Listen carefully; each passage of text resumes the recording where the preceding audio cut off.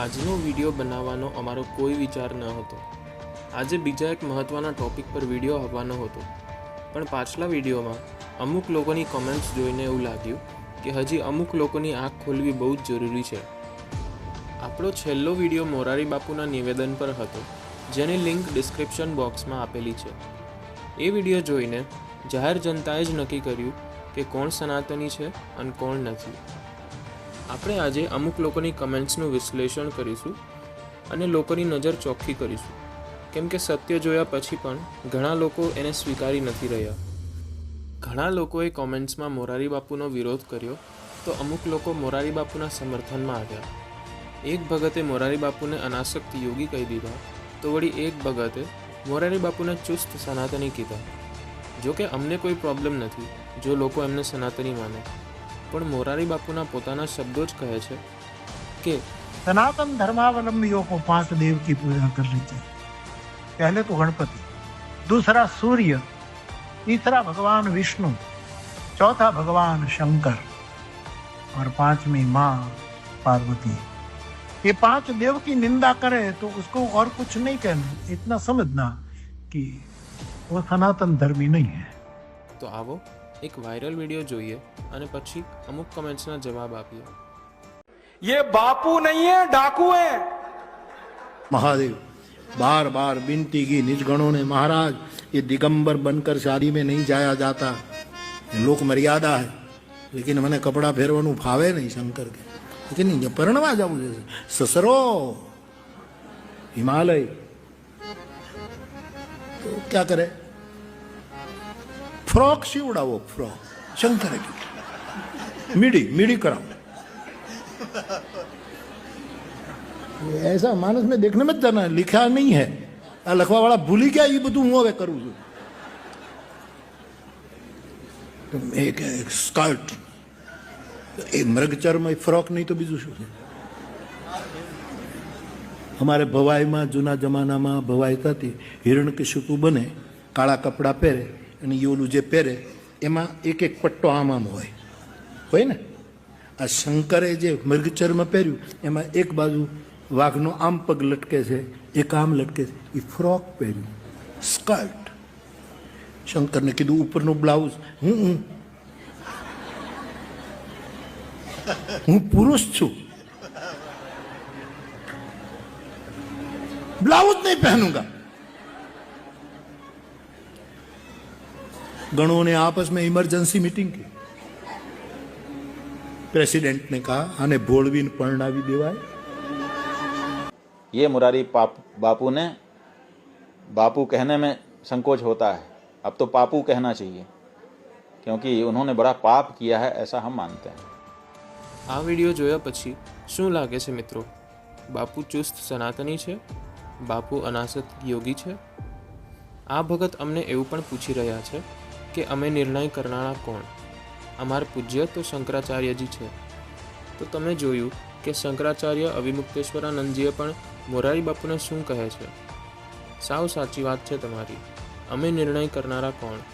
શંકરાચાર્યએ જ નિર્ણય કરી લીધો, અને શંકરાચાર્ય તો તમારા માટે પૂજ્ય છે, તો એમનો નિર્ણય તો તમે માનશો ને. એક ભગત કહે છે કે મોરારી બાપુ મહાન છે.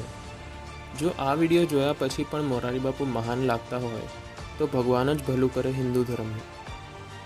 એક ભગત પાછલા વિડીયોને કટ કરેલો વિડીયો કહેતા હતા, તો એમને મારે એટલું જ કહેવાનું કે આ વિડીયોમાં તો કોઈ કટ નથી ને. હવે તમે શું કહેશો આ વિડીયો જોઈને? વળી એક ભગતે એવું કીધું કે પ્રસંગો અને સંદર્ભો જોવા જોઈએ, તમારા મન મુજબ અર્થો ના કરાય.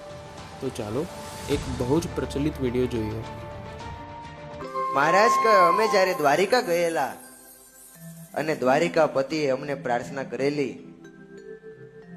કે જો આપ કોઈ મોટું ધામ બનાવો, મોટું વિશાળ મંદિર બનાવો, તો મારી ઈચ્છા છે કે ત્યાં આવીને અમારે નિવાસ કરવો છે.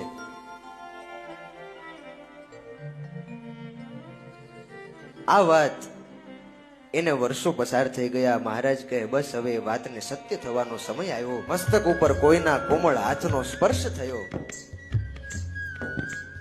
આંખ ખોલીને જોવે ત્યાં તો સ્વયં દ્વારિકાધીશ એ સચ્ચિદાનંદ સ્વામીની આગળ પ્રગટ થઈ ગયેલા.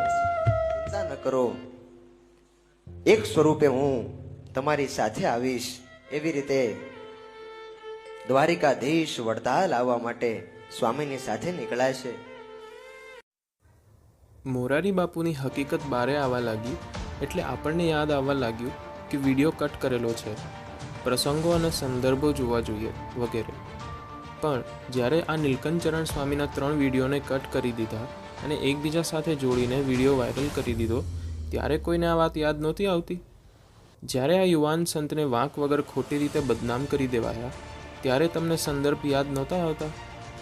ઘણા લોકો આવીને કહે છે કે તમે તમારું કામ કરો, બીજાનું રહેવા દો. તો એવા લોકોને હું કહેવા માંગીશ કે જ્યારે મોરારી બાપુ રોજ પોતાની કથાના નામે સ્વામિનારાયણ સંપ્રદાય વિરુદ્ધ આડકતરી રીતે જે રોકે છે ત્યારે કોઈને કેમ યાદ નથી આવતું કે બધાએ પોતપોતાનું કામ કરવું જોઈએ, બીજાનું નહીં. અને સ્વામિનારાયણ સંપ્રદાય પોતાનું જ કામ કરે છે, બીજા શું કરે છે એમાં કોઈ રસ નથી લેતા. પણ જો કોઈ સ્વામિનારાયણ સંપ્રદાય અને સનાતન ધર્મના નામે અટકચાળા કરશે તો જવાબ તો મળશે. અમને મોરારી બાપુથી કોઈ સમસ્યા નથી. અમે તો એમને પણ આદર આપીએ છીએ કેમ કે તેઓ સનાતન ધર્મના બાપુ છે. આ વિડીયો મોરારી બાપુને બદનામ કરવા માટે નથી અને અમે એવું ચાહતા પણ નથી કે સનાતન ધર્મના કોઈ કથાકાર બદનામ થઈ જાય અને બીજા લોકો ફાવી જાય. પણ આ વિડીયોના માધ્યમથી અમે એટલું જ સમજાવવા માંગીએ છીએ કે આવા બફાટ ઘણા લોકો કરે છે અને મોરારી બાપુ તો વારે વારે કરે છે. પણ આપણને સનાતન ધર્મ પર ખતરો ત્યારે જ દેખાય છે જ્યારે સ્વામિનારાયણ ભગવાનના કોઈ સંતથી કોઈ ભૂલ થઈ જાય. આવો એકતરફી ન્યાયનું કારણ શું? શું કામ માત્ર સ્વામિનારાયણ સંપ્રદાયને જ ટાર્ગેટ કરવામાં આવે છે? પણ હવે જો કોઈ પણ વ્યક્તિ બીજાના ભગવાનને આદર નહીં આપે અને અપમાન કરશે તો એમની પોતાની જ ભાષામાં એમને જવાબ પણ મળશે. સ્વામિનારાયણ સંપ્રદાયને હંમેશા મોરારી બાપુએ ટાર્ગેટ કર્યા છે અને સનાતન ધર્મથી અલગ કરવાની કોશિશ કરી છે, જે જરા પણ ચલાવી લેવામાં નહીં આવે. આપણે બધા સનાતન ધર્મના સંતાનો છીએ. આપણને અંદરોઅંદર ઝઘડાવનારા લોકોથી આપણે દૂર થઈ જવું જોઈએ.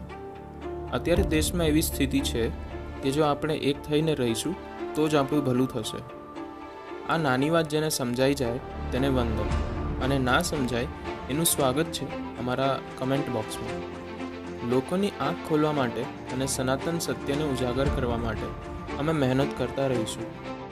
અમારી આ વાતને જન સુધી પહોંચાડવા માટે અમારા આ વિડીયોને શેર કરજો અને તમારા મંતવ્યો કોમેન્ટ બોક્સમાં જરૂરથી જણાવજો. મારા બધા જ સનાતનીઓ ભાઈ બહેનોને હૃદયથી જય સિયારામ, જય શ્રી કૃષ્ણ, જય સ્વામિનારાયણ, સનાતન હિન્દુ ધર્મની જય.